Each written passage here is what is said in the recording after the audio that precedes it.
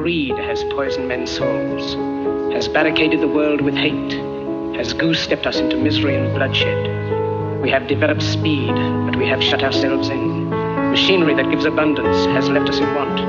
Our knowledge has made us cynical, our cleverness hard and unkind. We think too much and feel too little. More than machinery, we need humanity.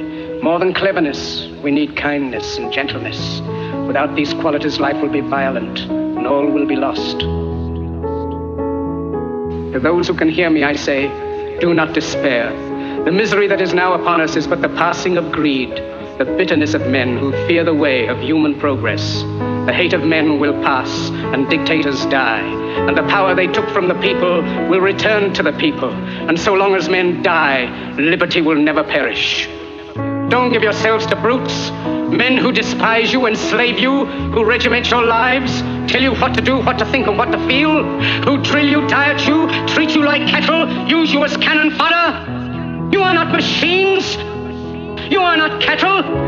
You are men. You have the love of humanity in your hearts. You don't hate, only the unloved hate, the unloved and the unnatural.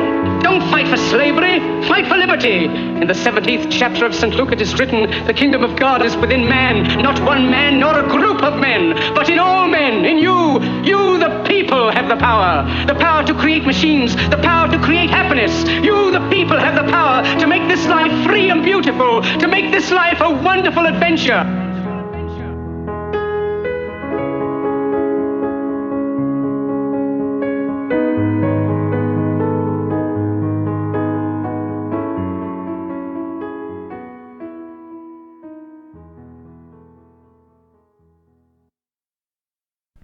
Good afternoon, everybody. Thank you for tuning in to A Dose of Reality with Christopher Green and Nathan Kalelis. We got a great show for you here today. It's our very first show, and we're very excited to get this podcast up and going. We got a lot of great topics here today for you.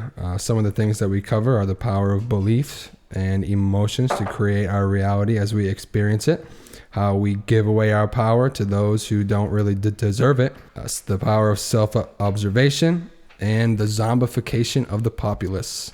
I hope you enjoy.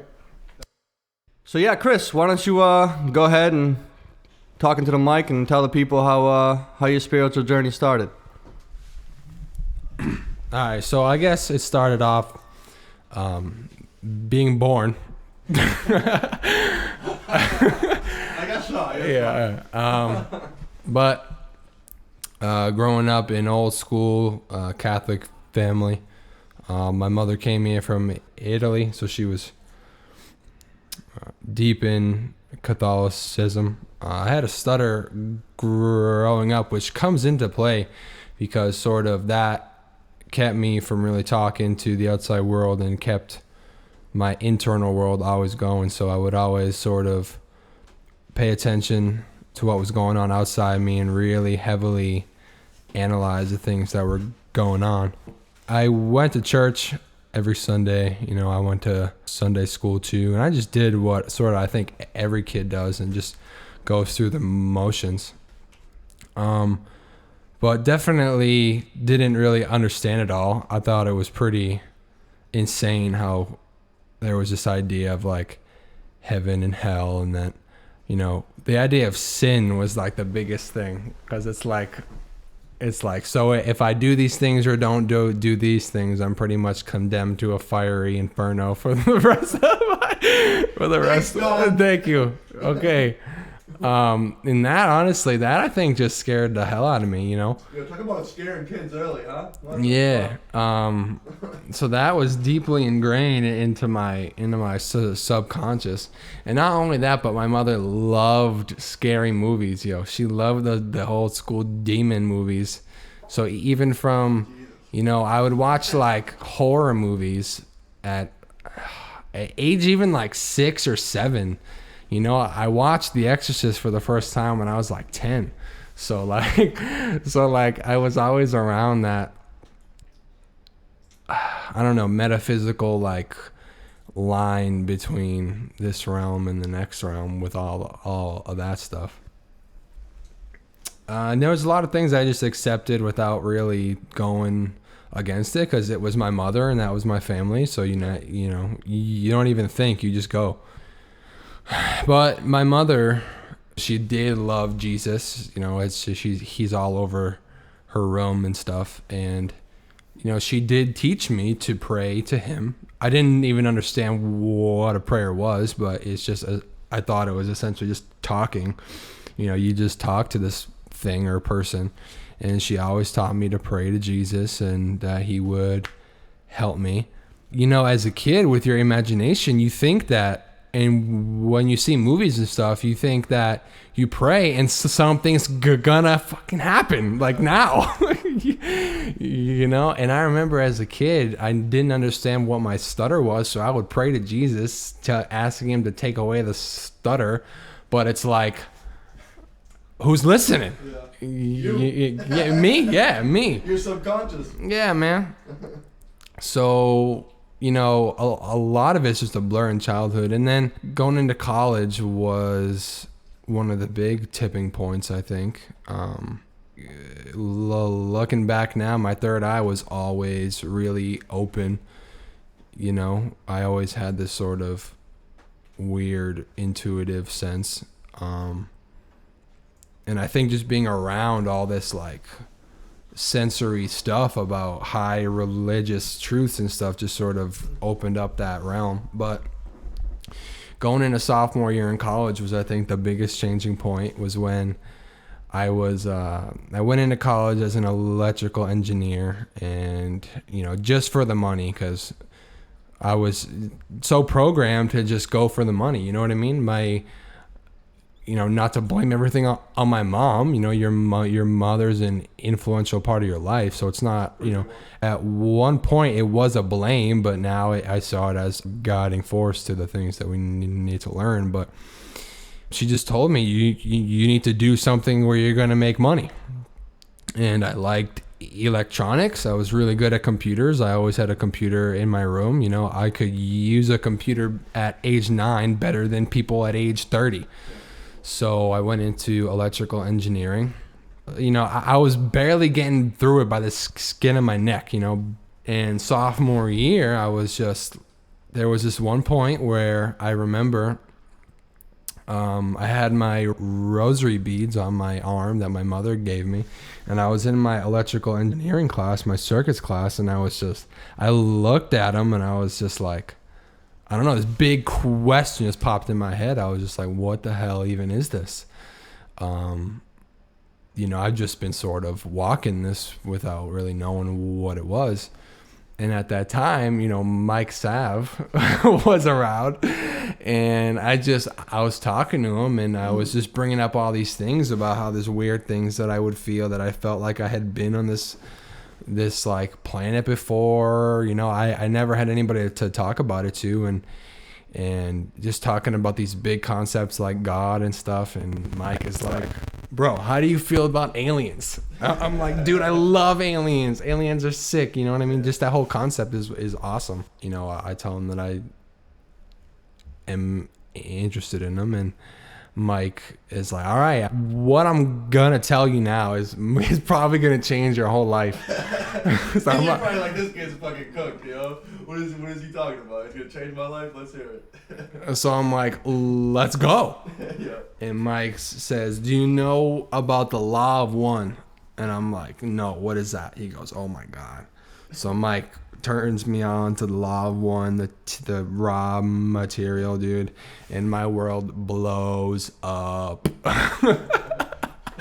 My world blows up. I've become like obsessed with this stuff, man. I was reading it on my laptop, 8 o'clock at night till 2 a.m. I'm sitting in front of my laptop with a dictionary in hand, scrolling through these things, just soaking up the information. And from there, it was just like this strange activation. And it seemed like everything got accelerated in my centers. Yeah, everything got accelerated from there on. I changed my major so to... that was the turning point for you? Yeah, that was the turning point. Reading the Law of One was the turning point in all this. If I never read the Law of One, I would probably still be in a fucking cubicle, miserable, working for some stupid company who doesn't give a shit about me, and making a lot of money but being miserable. And that was one of the big points too, was thinking, do I want to be 30 or even 40 and say, what if? Because that's the worst thing that you could ever go through. And that's what got me here now. So Nate, how did you get here to where you are now as a seeker? What brought you here? Seeker of knowledge. So me as a seeker of knowledge, I have to say, well, it started when I was born. You know, I gotta go with that one. That's just the honest truth. I didn't really grow up in a religious family. My mother's not that religious. My grandmother was. She was like a second mother to me. I lived in the same house there. She's been a Jehovah's Witness now for, I think, I don't know, at least 30 years. But she grew up a Christian in an orphanage and stuff. She switched over to Jehovah's Witness and has been one ever since. Really, really great lady. But so as a kid, I would try to read the Bible just out of curiosity and her beliefs, because she had a big influence on me. I loved her. And so yeah, I would try to read the Bible, and I would pray even before I was spiritual or conspiracy minded or any of that. I used to pray just because, you know, she told me it was a good thing to do. My prayer was always the same, even to this day. Sometimes when I meditate or pray or something, it's I always prayed for my family, and I always prayed for their health and well-being. It was the same every time. I never wanted anything personal or egotistical, material goods. I prayed for the same thing always: my family's health and well-being. Even to this day, I do the same thing. But it was funny because I started doing it before I had any types of beliefs on anything. And then I'd say it really, really started accelerating, not spiritually, but the conspiracy stuff. I always had a dislike for authority in school, being a class clown and stuff. But I think I was 15 or 16, and Pat's brother, Matt, he goes, yo, I think you'd really like this book, Behold, the Pale White Horse by William Cooper. And I go, what's it about? He goes, dude, aliens. This dude said he battles with aliens, bro. The government's secret underground bases and shit. And I'm like, what? I mean, even if this dude's a lying sociopath, that is, I gotta read that. Like, I'm down for just entertainment value.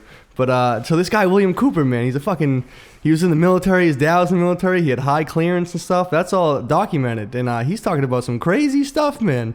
So I read that book. That got me started on a whole new path. I'm reading alien books, alien abduction books, all this stuff, and I'm like, all right, so where's this bringing me to? I'm 19. I just graduated high school. I'm still into all the conspiracy stuff, reading that. And online, it brings me to the Emerald Tablets of Thoth one night. I'm playing Skyrim. I find these tablets. This guy on the radio is reading these Emerald Tablets of Thoth. And it's like six or 7 hours worth of reading. And this guy's just reading them on the radio. And he has like 4 or 5 YouTube videos. So I sat there and I listened to it. I listened to every minute of them. That night, I was up to like 2, 3 in the morning playing Skyrim, mind you, and listening to this guy read the craziest thing I've ever heard in my life, talking about man as a star bound in a body and this amazing poetry that I've never heard anything like. And something about it, man, really blew my mind that night. I was having tingles up and down my spinal cord, and my head was going off whenever he would say something crazy. And I would rewind it and re-listen to what he was saying. I've listened to him and read them like 3 or 4 times now, and every time I do, it still boggles my mind. But and that really set me off. And then I had nobody to talk to anything like that. Like the conspiracy stuff I could talk about, but the spiritual stuff, like when you talk about the conspiracy stuff, it's one thing. People will talk a little bit, but when you talk about the spiritual stuff to someone who has no spiritual spark going on, whatever, you feel like you're crazy, or they're crazy, or something's crazy about it, because they just, what are you, crazy, man? Talking about the law of one stuff and reincarnation. Like, the Western world does not accept these beliefs for the most part. It's coming though. More people are buying into it. But yeah, so then through you, it was aliens again. The aliens again. So for you, it was funny because you grew up believing in spiritual stuff and then found out about aliens. For me, I grew up believing in aliens, and then that brought me to a spiritual path, kind of. Yeah. And it's funny because I ended up talking to you, dude. Was you were posting about what was it? The crop circles, and I commented some shit. And then we ended up talking, and then we ended up hanging out. And this was what, like 3 years ago now, 3.5 years ago. Yeah, and we've been pretty close friends ever since. Yeah, the aliens brought us together. I guess you could say that. But and then since then it's blown up. And then even just talking to Mike, I think I've only hung out with Mike like twice in my life, but this dude has had an impact on my life just based on the information he sent me. The Higher Side Chats, bro, the podcast he's put me on, the Law of One, some books, all that good stuff, man. And a big shout out to Greg Carlin, man. Keep doing what you're doing, bro. I mean, that stuff's beautiful, man. Beautiful stuff. Got some scholarly people talking about some subjects people don't want to touch on the mainstream.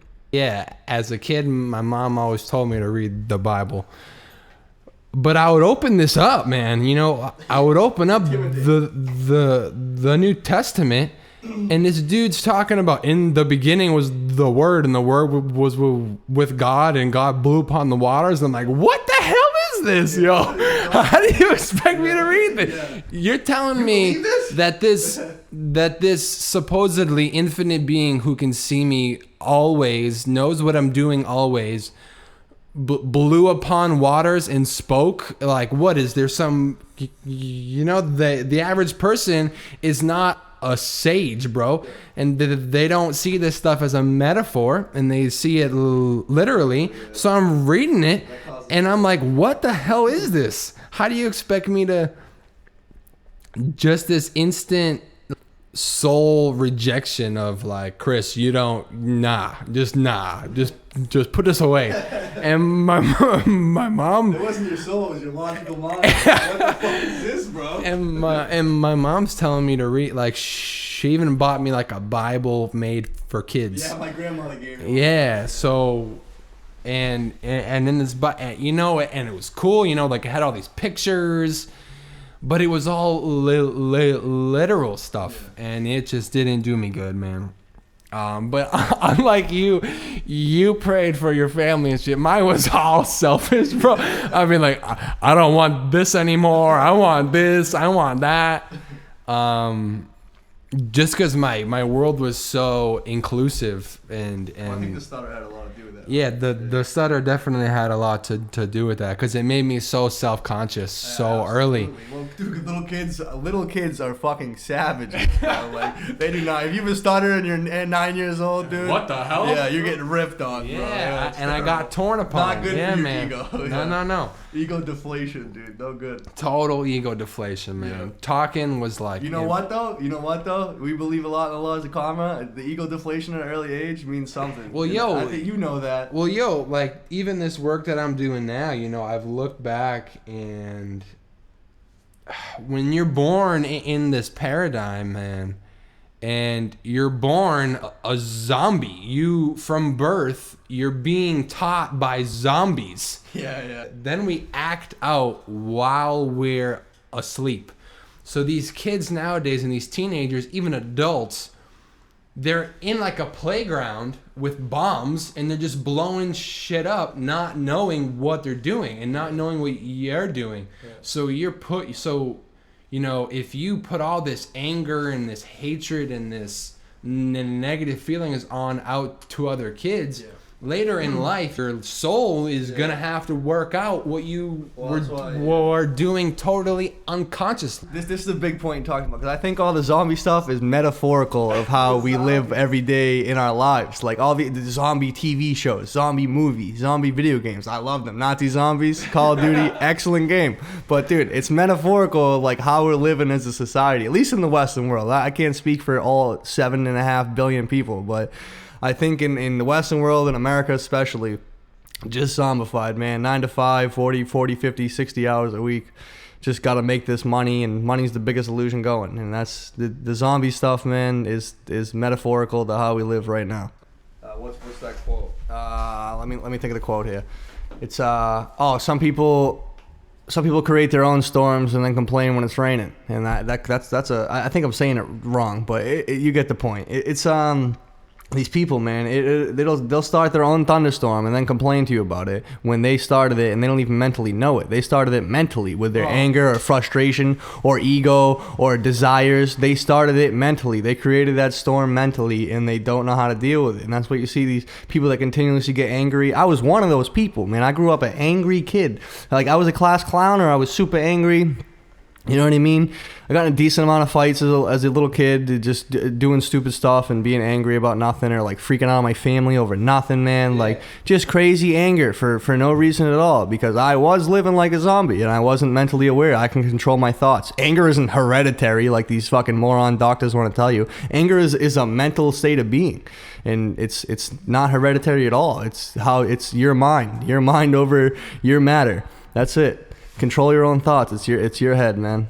And so now that we are becoming more conscious, we're going to be able to breed kids who are now conscious, and kids who are not gonna accrue karma and screw up the planetary consciousness by just destroying the planet and destroying other people. So I think that's definitely where I'm at now. Is, you know, before I can go out and do good work for the world, I need to fix what I've done to myself and done to everybody else and done to the planet, so that I can essentially, you know, if you will, be a better vehicle for the good work to come down through. For service to others. I was talking to my mentor, and she was talking about her sister. She'll have a fever and then say, "Oh, well, I sure hope it's not the flu that's coming down, because that would really suck." 2 days later, she's deathly sick. I knew all this would happen to me. No shit, man. Because you knew it. And you believed it so hard that it fucking happened. It's just so much unconscious, man. But people don't want to believe that it's being sort of fed to you. And there's this idea that there's a group of people or a force that wants to put this unconsciousness into you or make you unconscious. But the whole world is ruled by unconscious people. David Icke says the world is ruled by psychotic people. These people are psychotic. They don't know what they're doing, and they think that these normal things are, they think things that are unhealthy and that are just destroying the world are normal, and it's terrible. It's an ugly thing where we're at. But I think one of the best things we can do as a people is just to realize the laws of karma are real. I mean, most people do believe in karma, but not in like a correct sense, like in the sense that they want secret revenge on their enemy, and don't worry, they'll get their karma. Ha ha ha. Well, you're gonna get karma just for saying that. Something stupid little will happen to you just for saying that. Like, you're gonna wake up in the morning and stub your toe, and that's your karma for that stupid phrase you just put out there. You know what I mean? Your thoughts go out like radio waves. They're not as detectable as radio waves, but they're out there, and you reap what you you reap what you sow. You reap what you sow. Absolutely. And if people become conscious of this, like just for 1 week, just 1 week, if you listen to this right now, 1 week, I want you to do this. Just pay attention to your thoughts and pay attention to what happens to them. I guarantee you, the more negative and down your thoughts are, the more negative and down that week is going to be for you. And the more positive your thoughts are, no matter what bad shit happens to you, the more positive those bad situations are going to become. They're going to become more and more positive. I'm not saying that your mindset is going to perfect your life, but it can help you a lot. If you can learn to stay cool in the fire, it'll go a long way towards being a better person and making yourself a better life for yourself.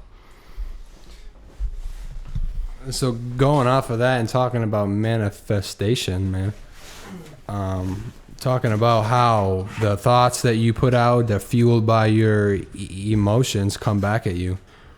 Emotion. Hold on. I'm sorry, buddy. Emotion. Energy in motion. Remember that. Your emotion sends out energy into motion. Emotion. Easy one.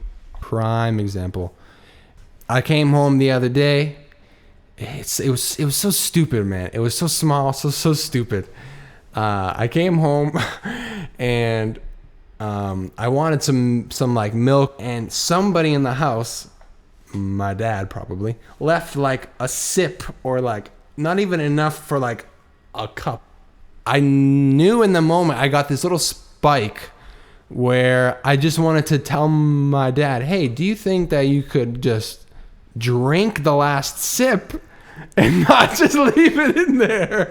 Like, come on, man. So I sent my dad that text, and he kind of blew up on me. You know, he's the man of the house. He pays the bills. It's his house. So technically, he can do whatever the hell he wants. If he wants to leave a sip left in the carton, he can do that. But, I just didn't see that as a logical thing. So this big argument just blew up. And there were so many moments where I could have just stopped. I could have just stopped spitting fire at my dad.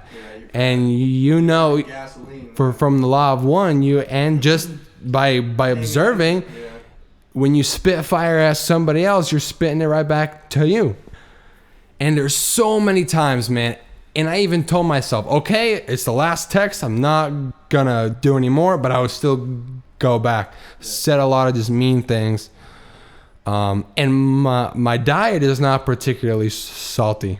Yeah. Dude, a day and a half later, my mouth blew up in canker sores. I had like 4 canker sores on my tongue, on my lip. I don't really eat a lot of salt, dude. Yeah. And it could have been anywhere, but it was in my mouth, the center of communication. Yeah. I have these little acidic boils growing on my speech muscles. And you're not going to say that is a manifestation. That was basically instantaneous, practically. Yeah. Practically, dude. And I was in pain for weeks. Yeah. For like 2 weeks of just pain every day. Just because of that conversation, of that spitting fire at this person. A big thing in like the spiritual life is, in people who are walking the spiritual path is, and they talk about not having anger and stuff. It's not about not having anger. You're a human being. You're going to have anger, but it's about not channeling it at somebody else. Yeah. You don't like go to somebody, you're a piece of shit, you're this and you're that, and you're this and you're that. We need to start finding healthy ways to channel these emotions with healthy activities and healthy outlets. My big point about that was you don't need spiritual books, you don't need a guru, you don't need any of this to realize what we're talking about here is legitimate. You just need to pay attention in your whole life to these little signs and signals. Just self-observation will bring you a long way. You don't need to listen to Alan Watts or any Indian guru or read any spiritual book. You just need self-observation, and you'll learn that this stuff is true, man. And a simple tip for anybody trying to manifest something, you want to see if your thoughts control any type of thing. Every time you go to a store, think in your head, I want front row parking. This is something taught to me by someone else. Just the whole time on your way to that store, just think, I want parking as close to the store as possible. There's going to be a spot there. Think that the entire way there, and you let me know how that goes, because I guarantee that most of the time you're going to have that parking spot that you thought of the entire time there. And that's all I have to say about that right now. And just to piggyback on that, though, some people, when it comes to the law of attraction, and that fucking mainstream that came out, The Secret, that just spat shit at people, man. It's not just about that thought, though. Yeah. You need the emotion to fuel it, because if the whole time you're saying I want that, but in the back of your mind you feel like you won't get it, you're attracting that too. Yeah. And that's what I learned from great book, the Secret, the Teachings of Abraham, or by Bill and Esther Hicks. Yeah. And they channel some being. It don't really matter whether or not you believe in channeling, but it's just about the information. Yeah. And the whole idea is that you need to, like, the thought is like what's gonna mold it. Yeah. But the emotion is what's gonna pull it to you. Energy, emotion, and fuel it. Yeah, exactly. Fuel it, it's and you need to fuel. Yeah. Mental energy you need. So tell them about when you wanted those chairs, or you needed chairs, like a whole dining set. Oh yeah, that's a good one. I forgot about that. I forgot all about that. So I'm living in Danvers, an apartment I share with my buddy, and we had a dining room table, and my buddy bought it, and his chairs kept breaking. I was like, damn, we really need some fucking new chairs. And I only thought about it for maybe a day or two, and boom, it's like a big apartment complex. When you drive by the trash or someone leaves trash out, you can see it. I drive by, I think it was that day or the next day, I'm thinking about these chairs. I drive by, and bang, 6 brand new fucking chairs. Oh, no, not 6. 4. It was 4 chairs, which is all we needed. We needed 4. 4 nice chairs, regular wooden chairs, just sitting there. They were wicked nice. They weren't even dirty, nothing. Someone must have just bought a new set and got rid of them. But bang, right there. If that's not an example of good manifestation, I don't know what it is. And another example is my truck. Before I got my truck, I was thinking about it for like 6 months, what kind of truck I want. I want a good interior, nice sound system, all that. Black, wanted the GMC. I ended up getting it. Black, good. First truck I look at, bang. Just look online, see this truck. I was like, wow, I really like this truck. It was the first truck I clicked on. I went to see it, ended up getting it. Nice Bose sound system, leather interior, wicked nice ride, GMC, all of it. Bang, right there for me, waiting for me. But and then another story, the story I got about my father, and for my example, I didn't throw fuel on the fire, and it was a little bit more extreme. So I got a trailer. I do trash removal with it. He helps me drive it to the spots. So I'm there one day. This is like, I think, I want to say last summer or the summer before. I want to say it was 2 years ago now, but about a year and a half at least. And so he's in a pissed off mood, and he's getting in the truck, and he's all pissed off. And I was like, man, you're being really, why are you being so angry? Like, we don't have to do this. We can just not do this. This is fine. I'll just sell the trailer or whatever if this makes you that mad trying to do this. And he goes off. Me calling him angry just set him off to a whole new level of anger. Runs across his truck, slams the door on me, punches me in the face, bro. Okay? I didn't swing. I was not going to fight my own father. Like, I didn't even get that mad. I was like, dude, leave me the fuck alone. Like, you're making a fool of yourself. Please, just leave me the fuck alone. You're making a fool of yourself. Just walk over my car, hands up. This dude's fucking pushing me, trying to get me to fight him and shit. This is my father, man. You know what I mean? And he's calmed down since then. But this event, man. And I could have thrown fuel on the fire. He could have punched me. I could have swung back. We could have gotten a brawl right there in front of my grandmother's house, by the way. And I wasn't going to do it. I wasn't going to go into that. And I think to this day, it was absolutely the right decision. And I'll probably never end up talking to him about the situation again, because he don't want to bring it up because he's probably embarrassed. But to this day, it was absolutely the right decision to not fight my own father right there. I just got in my car and left. He was so pissed off, he threw a fucking wrench at the car. I don't have it anymore, and left a dent in my fucking in my trunk. And I didn't do nothing about it. Didn't make me angry. I just drove away. Let him spew his anger and hatred, and just absorb it and let it fuel you to do better things. That's all. Just don't you put gasoline. If I poured gasoline on that fire, I probably still wouldn't talk to my dad this day. The relationship would have been completely ruined, and there would have been no apologizing or anything. It just would have got real ugly. And I didn't do that. I diffused the situation by just letting him express his anger, and you know what, he did end up making kind of a fool of himself, and I just let it be, you know, and that was the best possible outcome. Now, there are multiple points in that. You know, the first, I think, is just being conscious. And there's so many people who don't even know that self-work is a thing. Yeah. People don't even know that they can work on themselves. Yeah. To even start talking about changing your life, you got to become conscious of what you're doing. What you can do to even change that. And start to even see that. You know, not even being able to know that your actions have an effect on the world around you, and that you're not just like a walking God who can just do anything. Yeah. Consider your thoughts, actions. Yeah. So the law of free will, man, is a big thing, bro. Yeah. And how that ties into this is that you allowed your dad to make his own actions. You allowed him to have his own free will to do what he wanted to with his own thoughts and actions and emotions. People have become programmed to think that they can control other people. You know, their third chakra, that fucking power complex. People are so obsessed with power and controlling other people that just because another person gets angry, you don't gotta jump into it. You can let them be angry. You can let them and allow them to do what they want to do. And it comes back to not allowing the other person to affect your mind space. Yeah. But then, like, there are actual metaphysical realities. On that metaphysical reality, nothing is separated. Yeah. You're just a big web of energy. The other person is. It literally gets attracted and can be sucked into your system, into your body, and you can take it into your system, and it will wreak havoc upon you. It will wreak havoc upon you, man. And those manifestations of bodily disease are the primary points.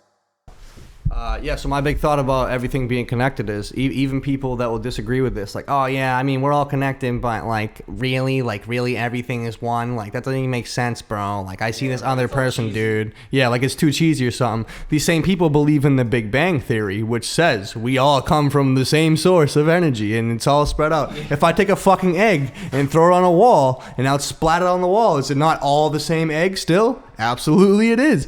In the human body, there is billions, maybe trillions of cells. I don't know the number. You can Google that easily.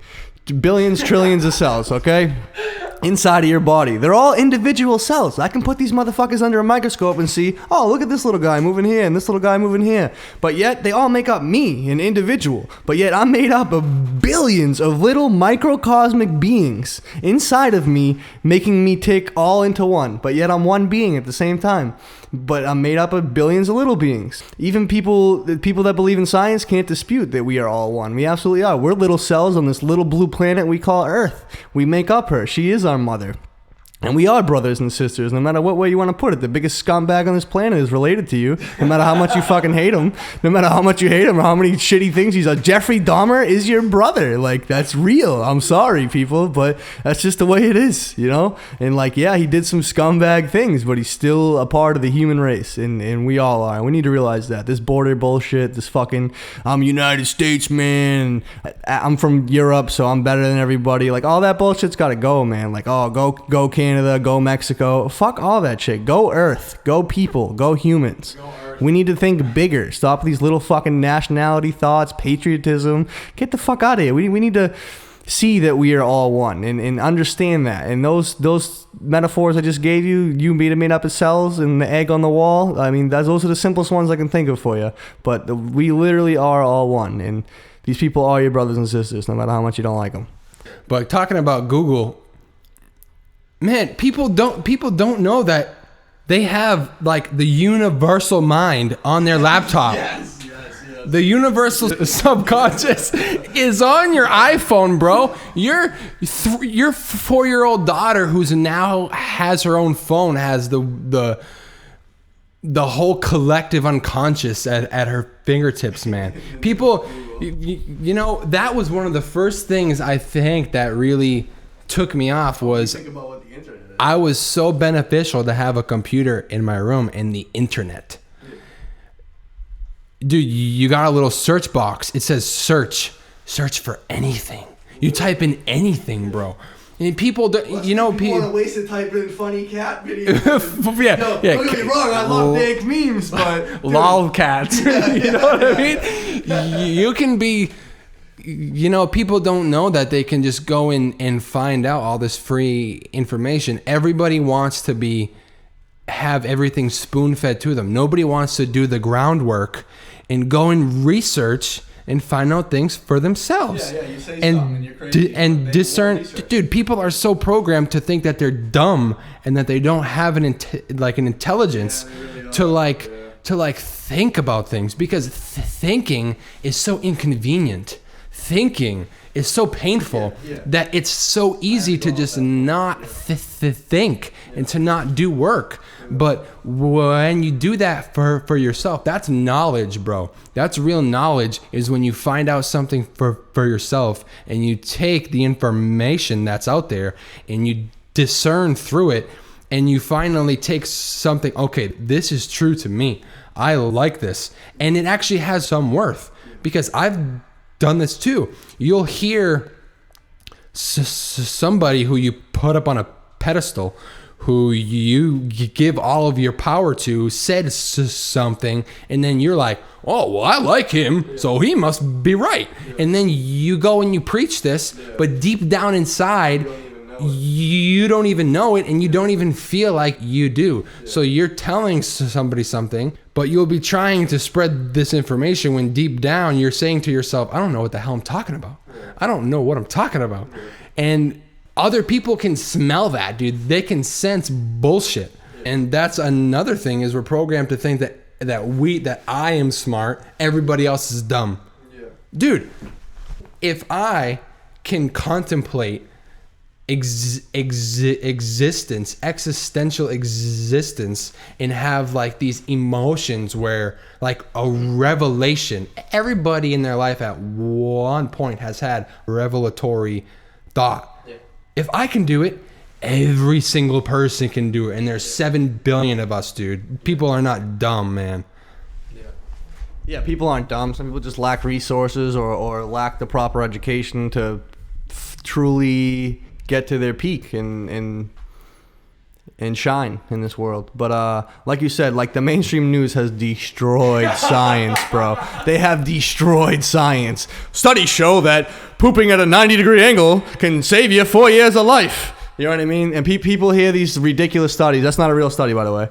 People hear these ridiculous studies and they go off of them. And you hear housewives and people that watch the news a lot, anybody that watches the news a lot, and they go off talking about this stuff that they've never pooped at a 90-degree angle, so they don't even know if it works. But they heard some study on the mainstream news, and I think it's fact. You know what I mean? Like, you go do that study yourself, and then you tell me if it's fact or not. Otherwise, you can tell me that this study said this, and don't tell me it is absolute fact. I don't know, man.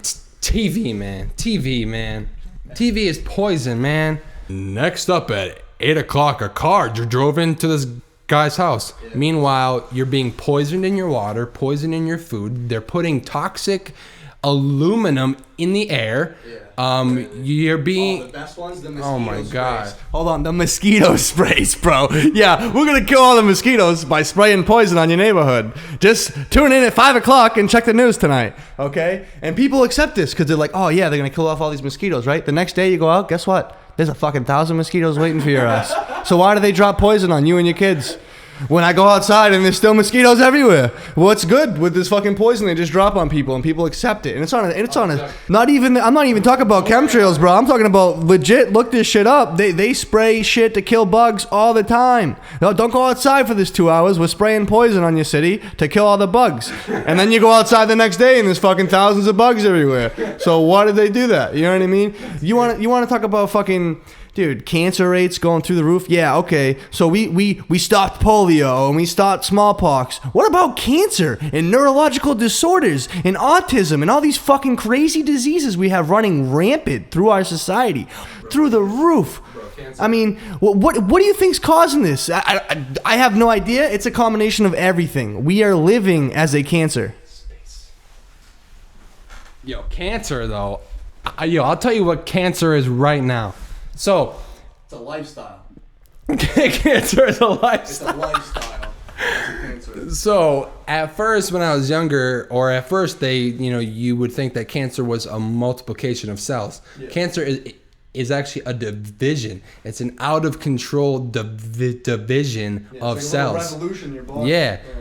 Yeah, exactly. So cancer, bro. Cancer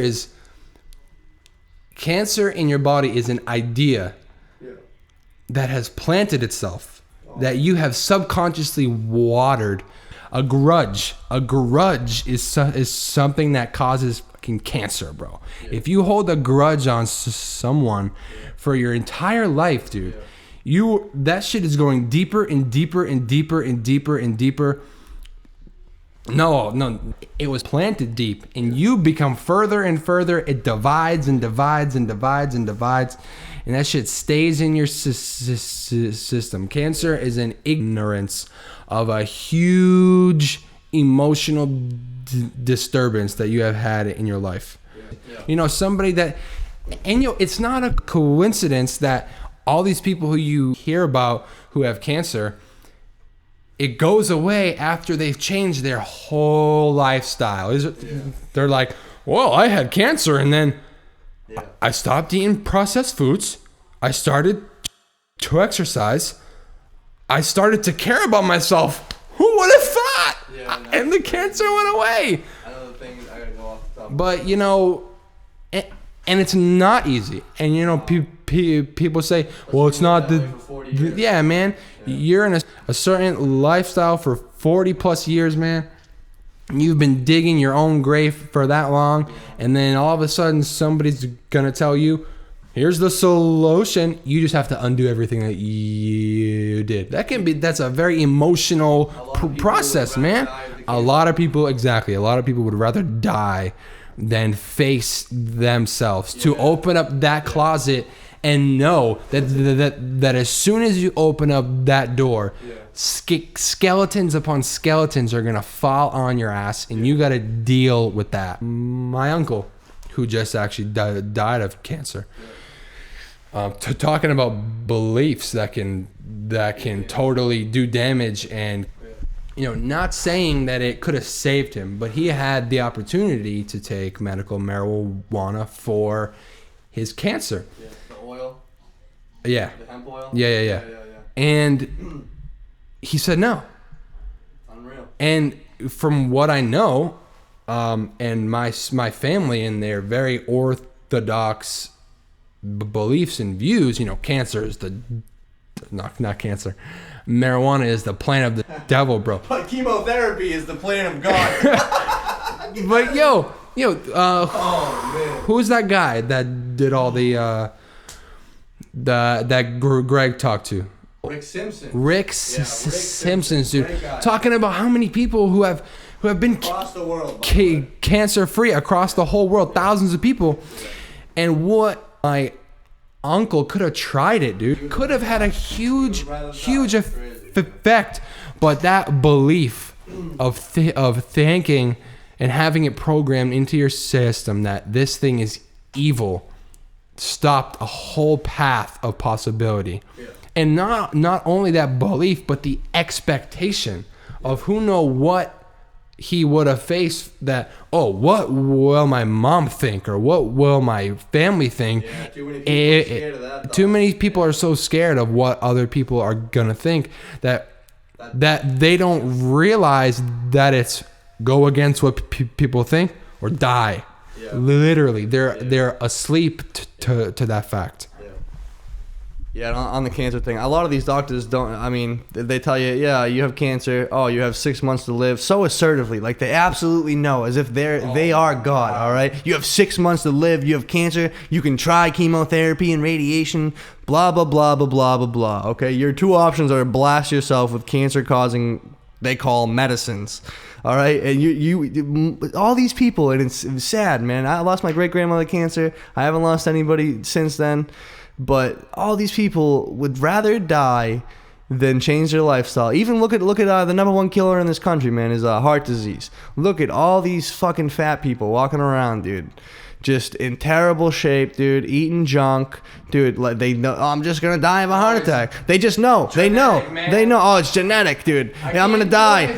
It's genetic. I'm gonna. The news tells me I'm gonna die of cancer no matter what. Why should I care? Blah blah blah blah blah. It's my life. This makes me happy. Does it really make them happy? Are they gonna be happy when they're in the fucking hospital with a heart attack? Like, and their family's fucking crying and hurting, and all they had to do is change their lifestyle to avoid the situation. Like, that's reaping what you sow right there. Like, you know these things are gonna do this at some point, and you do not care.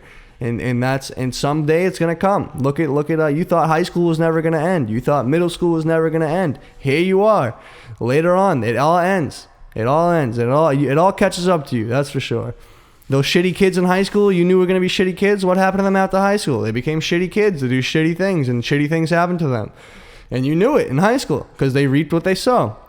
And when you see, fuck fat shaming, dude. If you have someone fat in your family or out of shape, or they're doing something wrong, try to at least get a word in with them to try to help them change in a positive way. Don't be so negative. Don't come at them like, you fat fuck, you need to change your diet. You know what I mean? Don't do that. But just try to help these people. Yeah, it's tough to change your entire lifestyle. I'm not saying it's not, but it's completely possible, and the benefits you reap from changing it in a positive manner are unbelievable. Unbelievable. They really are. More energy, more time, all that good stuff. So talking about those doctors who people think are gods. I was talking to my grandmother the other month. She's 84 years old, blind.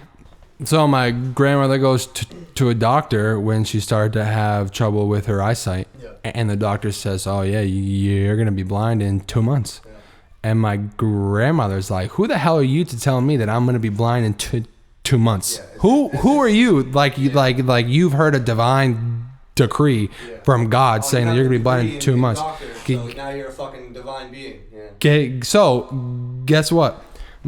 Grandmother totally rejects that. Yeah. Blindness ends up coming to her gradually over years. Yeah. It took it years to come gradually. Now, on the flip side, who knows? But we are at least aware of these laws of manifestation and the metaphysics behind thoughts and reality. If she had been totally given up her power to this doctor and started to break down and have these emotional fuel, like her emotions fueled the idea that in 2 months I'm gonna be blind, and you made that your reality, it probably would have happened. She probably would have gone blind in 2 months. But my grandma, I've even talked to her about like other family members whose bodies are just collapsing. She says the mind can heal the body, and she knew that. Now, she might have had some karma that took away her eyesight, but it surely took years, and her will fought it. Her sheer willpower fought it off. Yeah. Made that stuff come gradually rather than a bomb drop on her, and her whole world just went dark. Well, it's like I'm not saying don't ever listen to these people's advice. But listen, if you go willingly and pay $150,000 for an 8-year education, you are not going to disbelieve what you just been taught. You're not even going to question it. You just paid all this money and went to this fancy establishment and these fancy looking buildings and met these